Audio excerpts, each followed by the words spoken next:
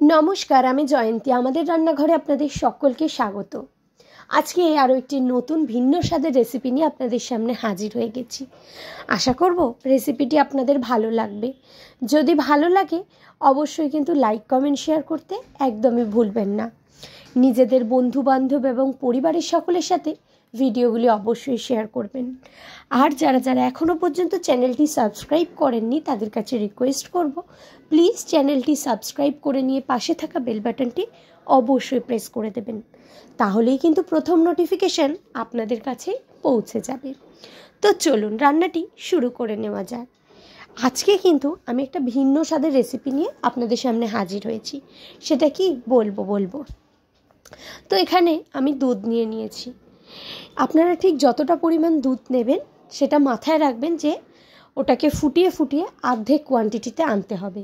মানে আপনারা যদি 200 ml দুধ নিয়ে থাকেন ওটা 100 ml পরিণত করতে হবে, এবং আপনারা যদি 1 লিটার দুধ নিয়ে থাকেন ওটাকে হাফ লিটারে পরিণত করবেন। আশা করি আমি আপনাদের বোঝাতে পারলাম।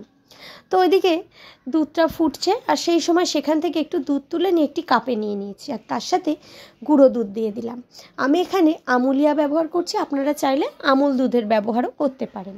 তো গুঁড়ো দুধটা বেশ ভালো করে কিন্তু আমরা এই লিকুইড দুধটার সাথে মিশিয়ে নেব। আর আরও একটি উপকরণ, যেটা হলো মিল্কমেড। মাত্র এই 2-3টি উপকরণ দিয়েই কিন্তু এত সুন্দর একটি মিষ্টি তৈরি করা সম্ভব। তো এদিকে দুধটা ফুটে যখন একটু গাঢ় হয়ে এসছে তখন কিন্তু আমি এবার দিয়ে দিচ্ছি বেশ কিছুটা পরিমাণে মিল্কমেড। তো এই যে দেখতেই পাচ্ছেন একটা কি সুন্দর লেয়ার হয়ে যাচ্ছে, পুরো একটা সর পড়ে যাচ্ছে, দেখে বুঝতেই পারছেন বেশ অনেকটাই ঘন হয়ে গেছে। কারণ দুধটা অলরেডি আমরা জাল দিয়ে অনেকটা ঘন করেছি, এবং তারপরে যখন মিল্কমেড দিলাম তখন কিন্তু দেখছি আরও দুধটা অনেকটা ঘন হয়ে এসছে। ও কথায় তো বলাই হলো না, আজকে আমি আপনাদের সাথে কোন রেসিপিটা শেয়ার করছি। আজকে কিন্তু আমি আপনাদের সাথে শেয়ার করছি ভাপা রসগোল্লা বা বেকড রসগোল্লা। আমরা তো দোকান থেকে কম বেশি সকলেই কিনে খাই, কিন্তু বাড়িতে এরমভাবে বানালে মন্দ হয় না। তো তারপর এখানে আমরা যে লিকুইড দুধটার মধ্যে যে গুঁড়ো দুধটা রেখেছিলাম গুলিয়ে, সেই দুধটা আমরা দিয়ে দিলাম। আরও একটা কথা বলি, রসগোল্লা তো আমরা সবাই খাই। তো বাড়িতে যদি থাকে রসগোল্লা এবং সেই একঘেয়ে রসগোল্লা খেতে ভালো লাগছে না, তাহলে কিন্তু এইরমভাবে বাড়িতে তৈরি করে নিতে পারেন। এর স্বাদ কিন্তু সত্যিই অপূর্ব। তো একটা সুন্দর যাতে ফ্লেভার হয় তার জন্য কিন্তু আমি এরপর এর মধ্যে দিয়ে দিচ্ছি এলাচ গুঁড়ো, মানে একটু থেতো করে নিয়েছি জাস্ট একটা সুন্দর ফ্লেভারের জন্য।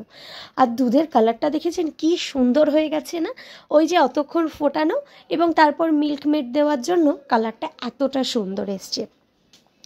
তো একদমই কিন্তু অপূর্ব স্বাদের হবে, এবং রসগোল্লাগুলি এত সুন্দর টেম্পটিং দেখতে হয়েছে যেমন, সেরমই কিন্তু স্বাদটাও দারুণ। তো বাড়িতে কিন্তু অবশ্যই তৈরি করবেন, আর আমাকে অবশ্যই কমেন্টস করে জানাবেন যে আপনাদের কেমন লাগলো এই রেসিপিটি। তো এই যে দেখুন ভালোভাবে কিন্তু এই যে এখন দুধটা যখন ফুটছে, তো আমি কন্টিনিউ কিন্তু একটি চামচ দিয়ে এইটাকে দুধটাকে কন্টিনিউ নাড়তে থাকছি, যাতে না দুধটি একদমই গাঢ়ভাবে নিচের দিকটা বসে যায়। আর এই যে বললাম বাড়িতে থাকা রসগোল্লা দিয়েই বানানো যাবে। তো বাড়িতে দেখলাম বেশ কয়েকটি রসগোল্লা ছিল, কিন্তু এই একভাবে রসগোল্লা খেতে আর ভালো লাগছিল না। তো সেই কারণেই কিন্তু আজকে এটা বানিয়ে ফেললাম। তো এই রসগোল্লার রসগুলো আমরা চেপে নেব, এবং রস ছাড়া একদমই যতটা সম্ভব রসটা রসগোল্লা থেকে বের করে নিয়ে আমি কিন্তু আজকে একটি টিফিন বক্সের মধ্যে বানাচ্ছি। তো এটা ফয়েলেও বানানো যায়, তো এই মুহূর্তে ফয়েল তো নেই, সেই কারণের জন্য কিন্তু আমি এরকম টিফিন বক্সে বানাচ্ছি। আপনারাও কিন্তু চাইলে এরকম টিফিন বক্সে খুব সহজভাবেই বাড়িতে বানিয়ে নিতে পারেন। এবং রসগোল্লাটি দিয়ে এবং এর ওপর থেকে আমরা যে দুধের যে একটা সুন্দর রাবড়ি তৈরি করে নিয়েছিলাম সেইটা দিয়ে দিলাম। দেখতেই পাচ্ছেন কি সুন্দর কোয়ান্টিটিটা, আর কি সুন্দর এটার থিকনেসটা, কতটা সুন্দর লাগছে তাই না? তো এবার চলুন দেখে নেওয়া যায় কীভাবে বেকড রসগোল্লাটা তৈরি করছি। তো আমি এই যে একটি কড়াইতে আমি বেশ কিছুটা পরিমাণে বালি দিয়ে দিয়েছি, এবং তার উপরে দিয়ে দিয়েছি একটি স্ট্যান্ড। তো এটা একটুখানি আমরা হিট করে নেব, এবং এটা যখন একটু হিট হয়ে যাবে তখনই কিন্তু আমরা এই টিফিন বক্সটি রেখে দেবো এই স্ট্যান্ডটির ওপরে, এবং এটি কিন্তু ঢাকা দিয়ে একদমই বেক করে নেব আমরা 30 থেকে 40 মিনিট, এবং তারপরে কিন্তু রেডি হয়ে যাবে একদম ভাপা রসগোল্লা বা বেকড রসগোল্লা। দেখুন কি টেম্পটিং দেখতে হয়েছে, তাই না? রসগোল্লাগুলো কিন্তু ফুলে ফুটবলই হয়ে গেছে, আর অপূর্ব সুন্দর একটা লেয়ার হয়েছে। যেহেতু রাবড়ি রয়েছে ওপর থেকে, তো এর স্বাদ কিন্তু আরও দুর্দান্ত। তো একটা কথা বলে রাখি, এখানে অনেকেই বলতে পারেন যে তুমি বললে বেকড রসগোল্লা, তো দোকান থেকে আমরা যে বেকড রসগোল্লাগুলি খেয়ে থাকি সেগুলো ওপর থেকেও তো একটু পোড়া পোড়া লেয়ার থাকে, তো এটাই কেন নয়। একটাই কথা বলি যে যেহেতু ওই বেকড রসগোল্লা যেগুলো তৈরি হয় ওগুলো ওভেনে তৈরি হয়, এবং ওপরে থেকে পোড়ানোর সময় অনেক সময় কিন্তু যেরকম কুলার পিৎজার জন্য কিন্তু আমরা যেরকম গ্যাস লাইটার ব্যবহার করি, ওরকম একটা লাইটারও পাওয়া যায় যেটা দিয়ে কিন্তু এরকম সুন্দর করে পুড়িয়ে নেওয়া যায়। তো যেহেতু বাড়িতে নেই, তো ঘরোয়াভাবে বানাচ্ছি, তো সেই কারণের জন্য কিন্তু ওই পোড়া পোড়া ভাবটা হলো না, কিন্তু এটার স্বাদ কিন্তু কোনো অংশে বেকড রসগোল্লার থেকে কম নয়। তো কেমন লাগলো রেসিপিটা অবশ্যই কমেন্টস করে জানাবেন। আজকের ভিডিওটা এইটুকুই, দেখা হবে আবারও আপনাদের সাথে নতুন কোনো ভিডিও খুব তাড়াতাড়ি।